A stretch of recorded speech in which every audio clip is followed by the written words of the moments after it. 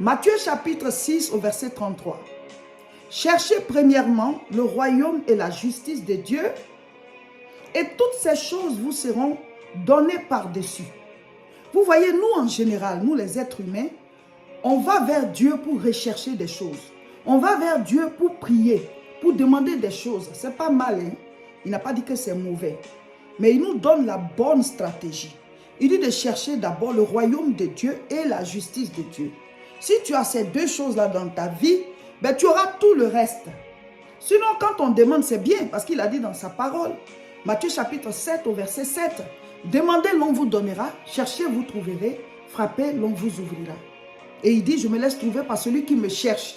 Donc, si tu lui demandes, tu le cherches, il va te donner, il va se laisser trouver par toi. Mais, il dit ce qui est mieux, c'est que ne va pas juste vers lui pour demander quelque chose et ressortir. C'est bien, il va te donner, hein, c'est bien. Mais, il préfère que tu cherches le royaume de Dieu. Il préfère que tu cherches la justice de Dieu. Et quand tu as ces choses-là, le royaume et la justice, mais toutes les autres choses te sont accordées par-dessus. Ça veut dire quoi? En fait, ces choses que nous cherchons, ces choses que nous demandons, ça fait partie du royaume de Dieu. Ça fait partie du règne de Dieu. Ça fait partie de la justice de Dieu. Donc, si tu as le royaume et la justice avec toi, toutes ces autres choses-là vont en fait te suivre. Parce que c'est le résultat de la présence de Dieu. C'est le résultat du règne de Dieu. C'est le résultat de la gloire de Dieu. Maintenant, ça veut dire quoi? Chercher premièrement le royaume et la justice de Dieu, et toutes les autres choses te seront accordées par-dessus. Comment est-ce qu'on cherche le royaume de Dieu? Comment est-ce qu'on cherche la justice de Dieu? Première étape, tu dois naître de nouveau. Naître de nouveau, c'est reconnaître qu'on est pécheur et que Jésus-Christ est mort pour nous. Et nous lui donnons nos vies et on prend sa vie à lui. Car Dieu a tant aimé le monde qu'il a donné son Fils unique afin que quiconque croit en lui ne périsse point, mais qu'il ait la vie éternelle. Jean chapitre 3 au verset 16. Ce n'est pas juste une parole comme ça, mes frères et mes sœurs. Dieu s'est fait homme à travers Jésus-Christ. Dieu, le Fils, c'est Dieu lui-même qui s'est incarné et qui a pris la nature humaine afin d'aller nous délivrer en mourant à notre place. Donc, le prix a été payé. Tu as été racheté. Il y a une victime qui a pris ta place. C'est Dieu lui-même qui est tout puissant, qui peut en même temps être au ciel et être sur la terre en tant qu'être humain afin de payer à notre place. Il est omnipotent. Toute la puissance vient de lui. Et il est omniprésent. Il peut être partout à la fois. Et il est omniscient. Il sait tout. Dieu est tout puissant. Donc, première étape pour chercher le royaume de Dieu. Avoir le royaume de Dieu dans ta vie, il faut que tu naisses dans le royaume. Renonce à la vie de péché. Reconnais que tu es pécheur et dépose tes péchés à la croix. Accepte Jésus-Christ comme Seigneur et Sauveur. Troque ta vie avec lui. Donne-lui ta vie de péché et prends sa vie divine. À partir de là, tu es enfant de Dieu. Tu es né de nouveau.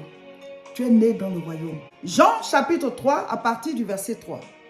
Jésus lui répondit, en vérité, je te le dis, si un homme ne naît de nouveau, il ne peut voir le royaume de Dieu. Si un homme ne naît de nouveau, il ne peut avoir la nature régénérée. Il ne peut avoir la nouvelle nature. Il ne peut pas être de la famille de Dieu. Si un homme ne naît de nouveau, il ne peut pas recevoir la vie éternelle. Si un homme ne naît de nouveau, il ne peut pas être pardonné. S'il n'est pas né de nouveau, il ne peut pas avoir la vie de Dieu en lui. Il ne peut pas avoir la nature régénérée en lui. Mais tout ce qui est né est bébé. Et là maintenant, tu dois commencer ta croissance. Tu dois croître maintenant dans le royaume. Donc celui qui n'est pas encore né de nouveau, il ne peut pas voir le royaume de Dieu. Il ne fait pas partie du royaume de Dieu. Donc il ne peut pas marcher avec le royaume. Maintenant, ceux qui sont déjà nés de nouveau et qui sont chrétiens, comment est-ce qu'ils doivent chercher le royaume de Dieu? Puisqu'il dit, cherchez d'abord le royaume de Dieu et la justice de Dieu et toutes les autres choses vous seront accordées. Celui qui est déjà né de nouveau, comment est-ce qu'il cherche le royaume? Matthieu 6 à partir du verset 9. Voici donc comment vous devez prier. Notre Père qui est aux cieux, Que ton nom soit sanctifié. Que ton règne vienne. Que ta volonté soit faite sur la terre comme au ciel. Donne-nous aujourd'hui notre pain quotidien. Pardonne-nous nos offenses, comme nous aussi nous pardonnons à ceux qui nous ont offensés. Ne nous induis pas en tentation, mais délivre-nous du malin. Car c'est à toi qu'appartiennent dans tous les siècles le règne, la puissance et la gloire. Amen. Dis Amen. C'est puissant, c'est fort, c'est glorieux. Il y a la vie dedans. Il y a la vie dans la parole.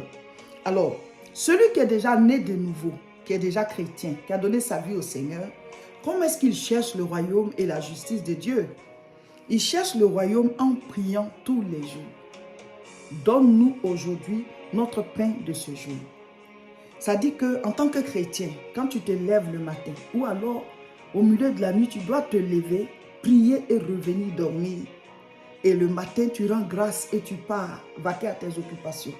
Le soir, ou bien à mi-parcours de la journée, tu trouves un temps où tu dois prier. Et en esprit, tu es en contact avec le Seigneur régulièrement.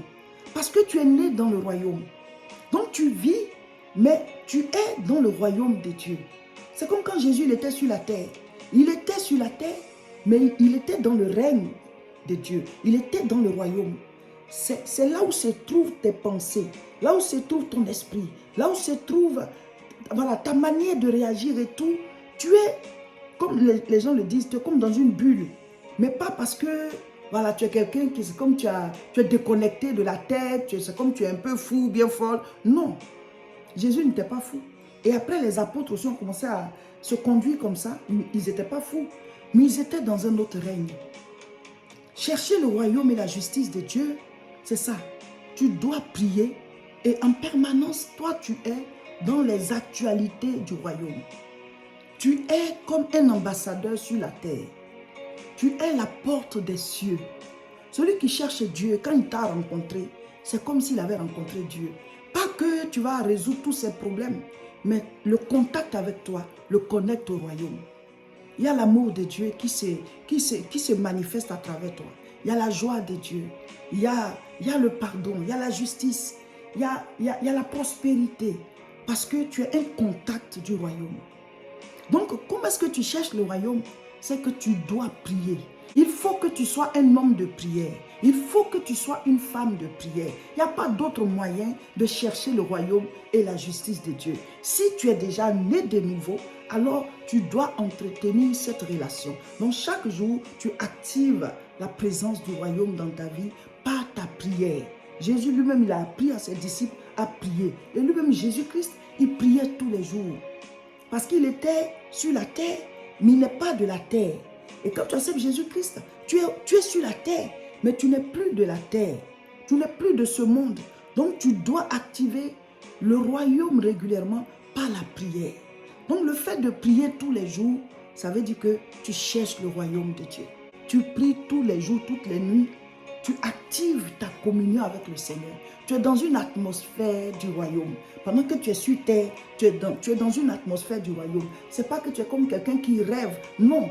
Mais au contraire, tu as la sagesse du royaume. Donc les affaires de la vie, là, tu avances. Même quand tu as des épreuves, tu n'es pas seul dans les épreuves. Parce qu'il y a quelqu'un avec toi. Voilà, tu actives la présence de Dieu et tu es sûr, tu es adossé au rocher. Maintenant, chercher la justice de Dieu, c'est quoi? C'est la parole. Ce monde a sa justice. Chaque pays a sa justice. Le royaume de Dieu aussi a sa justice. Quelles sont les lois du royaume? Quels sont les principes du royaume? Quelles sont les promesses du royaume? Tout ce que le royaume a pour nous, ça se trouve dans les lois. Donc celui qui cherche la justice du royaume, c'est celui qui veut comprendre la parole tous les jours. Donc il lit la parole, il l'écoute, il médite dessus parce qu'il doit comprendre la justice du royaume. Il doit comprendre les prophéties du royaume, les principes du royaume, les promesses du royaume. Il doit maîtriser cela. Chercher le royaume et la justice de Dieu. Chercher le royaume, si tu es déjà chrétien, ça veut dire que tu dois prier tous les jours. Chaque fois que tu es en train de prier, tu es en train de chercher le royaume de Dieu. On peut dire aussi, je cherche la face du Seigneur. Maintenant, la justice de Dieu, ça veut dire que tu dois méditer la parole tous les jours pour comprendre les lois de la parole. Les lois du royaume de Dieu se trouvent dans sa parole. Chaque royaume a ses lois. Chaque royaume a sa justice. Chaque pays a sa justice. Toi, tu es né dans le royaume de Dieu. Tu dois comprendre les lois de ton royaume. Tu dois comprendre la justice du royaume. Tu dois comprendre la justice du royaume. Tu dois comprendre les promesses, les prophéties, les principes, tout ce qui régit le royaume. Ce que Dieu nous donne pendant que nous sommes sur terre. Tu dois comprendre cela. C'est pour ça que tu dois lire la parole. Tu dois prier, tu dois être en communion avec le Seigneur. Tu dois écouter la parole. Tu dois recevoir les enseignements. Et au fur et à mesure, le Seigneur était clair. Parce qu'avant de se donner à Dieu, on avait nos mentalités, on avait notre éducation, on avait notre manière de comprendre la vie. C'est pour ça que la Bible dit, soyez transformés par le renouvellement de l'intelligence. Qu'est-ce qui va renouveler ton intelligence? C'est la parole. Parce que nos vérités ne sont pas les vérités de Dieu. Notre conception, ce n'est pas la conception de Dieu. Ce que nous, on trouve impossible, c'est possible devant Dieu. Ce qu'on ne comprend pas, Dieu, lui, il le comprend. C'est même lui qui a tout créé. Donc, il y a des principes sous lesquels nous tombons et nous ne comprenons pas et on devient des victimes de ces principes parce qu'on ne les a pas connus. Donc, tu dois chercher. Tu dois rechercher. C'est à toi d'aller vers pour pouvoir comprendre la parole. Maintenant, celui qui ne connaît pas le Seigneur, qui n'est pas chrétien, chercher le royaume de Dieu, c'est que cette personne doit accepter Jésus. Elle doit naître de nouveau. Elle doit naître dans le royaume de Dieu. Jésus a dit à Nicodème, si un homme ne naît de nouveau, il ne peut voir le royaume de Dieu. Oh mes frères, mes sœurs, nous sommes dans la période de Pâques. Cette période nous rappelle que Christ est mort pour nous. Christ est mort et bien plus encore. Il est ressuscité et il est assis à la droite du Père. Je veux proclamer sur vos vies la résurrection. Je veux proclamer que le Seigneur vous relève. À vous qui souffrez, à vous qui êtes malades, à vous qui traversez des périodes difficiles, à vous qui vous sentez seul, à vous qui sentez que tout le monde vous a abandonné. Levez juste les yeux. Christ est mort. Jésus a payé à notre place. Jésus est mort là où on devait mourir. Jésus a pris nos maladies. Jésus a pris nos blocages, nos difficultés. Jésus a pris nos échecs. Il a pris notre orgueil. Tout ce qui était à nous et qui nous faisait souffrir, Jésus a tout pris. Jésus nous donne une nouvelle vie. Jésus nous donne un nouveau départ. Il nous reconnecte au Père. Ce Dieu dont nous avions perdu la présence parce qu'il est saint et nous avons péché. Christ est venu avec le détergent qui nettoie le péché de nos vies et il nous donne un nouveau départ. Un nouveau soleil se lève sur chacun. Recevez la vie de Dieu. En cette période de Pâques, recevez le Saint-Esprit. Recevez sa présence. Recevez sa restauration. Alors, par rapport à la méditation de la parole de Dieu, nous sommes dans Hébreu. Et Hébreu, nous devons lire de Hébreu 9 à Hébreu 13. C'est-à-dire que le lundi 25, nous devons lire Hébreu chapitre 9. Mardi 26, Hébreu chapitre 10. Mercredi, Hébreu chapitre 11. Jeudi, Hébreu chapitre 12. Vendredi, Hébreu chapitre 13. Donc, il va rester samedi et dimanche. Les 2 jours là, on n'a pas donné de livre à lire. On reprend le programme à partir du 1er avril. Donc, le nouveau programme sera mis en ligne. La fiche sera mise en ligne. Donc, les 2 jours là, ceux qui sont toujours en retard dans leur méditation, mettez-vous à jour dans les 2 jours. C'est-à-dire les passages que vous n'avez pas pu lire, même si c'est 10 chapitres là, lisez 5. Vous devez être à jour. Attention, tu as prié, tu as dit à Dieu que tu aimerais bien qu'on te suive spirituellement pour que tu puisses vraiment méditer, prier et tout. Maintenant, on a créé un truc où tout le monde est dedans. Là encore, tu ne vas pas appliquer. Comment on va faire maintenant? Comment on va faire maintenant? Donc, vous tous qui êtes à la traîne dans la méditation, les 2 jours là, méditez pour pouvoir vous mettre à jour. Parce que quand on va rentrer en avril, le nouveau programme, ce sera un nouveau livre qu'on va lire. Chapitre 1, chapitre 2. Vous qui n'êtes pas à jour, comment vous allez faire? Donc, prenez les 2 jours où on n'a pas donné de livres à lire. Là. Samedi et puis dimanche. Samedi 30 et dimanche 31. Là. On n'a pas donné de livres. À partir du 1er avril, on va vous donner encore le chapitre à lire chaque jour. Donc, soyons bien d'accord là-dessus. Maintenant, ceux qui avaient fini de lire, là, vous savez, quand on lit comme ça, il y a des chapitres qui nous touchent. Tu peux encore aller les relire. Tu peux encore aller relire les chapitres qui t'ont touché. C'est que 2 jours seulement. Donc, va relire les chapitres qui t'ont touché. C'est comme si on est en train de courir. Il y en a qui sont à la traîne et puis donc nous on décide de courir, rester sur place comme ça, on fait comme ça pour qu'ils nous rattrapent et puis on va continuer. Voilà. Donc ça aussi tu as fini de lire là. Cours sur place. Voilà. Retourne lire les chapitres qui t'ont vraiment touché. Et ou bien que tu n'as pas bien compris, une relecture peut te faire comprendre. Voilà. Pendant ce temps, les autres vont nous rattraper et puis on va continuer. C'est comme ça. Voilà. C'est pour ça que les 2 jours, on n'a rien donné. Amen. Normalement, on prie 1 heure en 24 heures pendant le bus spirituel. Mais actuellement, on est dans la période de Pâques. Donc, on a doublé. 2 heures en 24 heures. 1 heure dans la journée, 1 heure dans la nuit. Donc, la mini-veillée de vendredi nuit, là.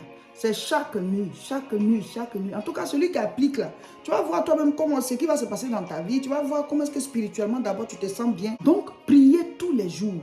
Priez tous les jours dans cette période.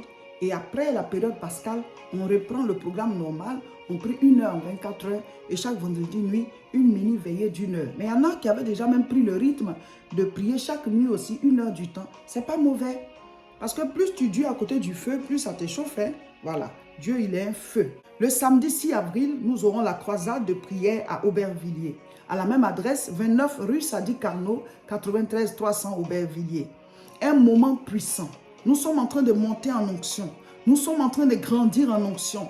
Ceux qui viennent à la croisade, eux-mêmes, ils sentent. Le Saint-Esprit est puissamment là. Les enseignements sont profonds. Dieu est en train de guérir. Il est en train de délivrer. Es-tu malade? Es-tu oppressé? Des esprits impurs te poursuivent. Ça ne va pas dans ta famille. Prends ta famille et venez. Venez à Aubervilliers le samedi 6 avril, 14h30, 29 rue Sadi Carnot, 93 300 Aubervilliers. Et nous sommes en train de préparer une grande conférence, une grande rencontre chrétienne. Ce sera le samedi 15 juin. C'est un rassemblement chrétien, une rencontre chrétienne. Il y a des choses qu'on ne rate pas. Prépare-toi, le samedi 15 juin, tu seras à la CIMA. La CIMA, c'est la conférence internationale de la moisson abondante. Abonnez-vous à nos différentes chaînes et partagez massivement la vidéo. Que Dieu vous bénisse.